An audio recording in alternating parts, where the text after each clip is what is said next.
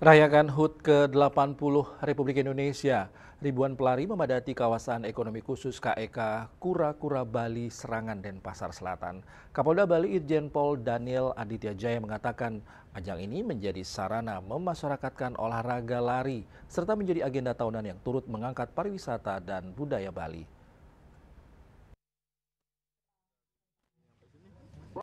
Ribuan pelari pada Bali International Trail Run 2025 menyambut HUT ke-80 kemerdekaan RI dilepas oleh Ketua Pengurus Besar Persatuan Atletik Seluruh Indonesia PB PASI, Luhut Binsar Panjaitan, didampingi Forkopimda Bali.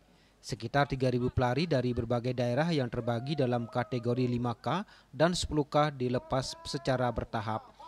Kapolda Bali Irjen Pol Daniel Aditya Jaya mengatakan ajang ini menjadi sarana memasyarakatkan olahraga lari sehingga dapat menjadikan agenda tahunan yang turut mengangkat pariwisata dan budaya Bali. Rute yang ya lumayan cukup padat karena kan ada yang 10K. Yang baru saja mengikuti race, Ya. silakan Rata-rata jadi mereka sudah tahu kalau udah dari belakang bergemuruh pasti mereka agak bagi mereka. The best pokoknya.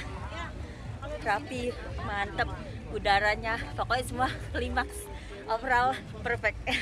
Sementara itu Kapok Sahli Pangdam 9 Udayana, Brigjen TNI Agus Muklis Latif mengatakan pemilihan venue di KEK Kura-Kura Bali bertujuan memperkenalkan kawasan tersebut kepada publik sebagai pusat sport tourism. Kura-Kura ini ya, ini kan salah satu kawasan ekonomi khusus ya. Salah satu kawasan ekonomi khusus juga sehingga kita dipilih juga ini kita kerjasama.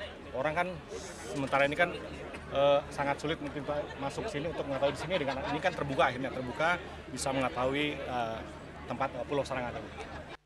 Diharapkan sinergi olahraga, budaya, dan promosi wisata ini sebagai upaya memperkuat daya tarik Bali di mata wisatawan. Raiswantara, Bali TV.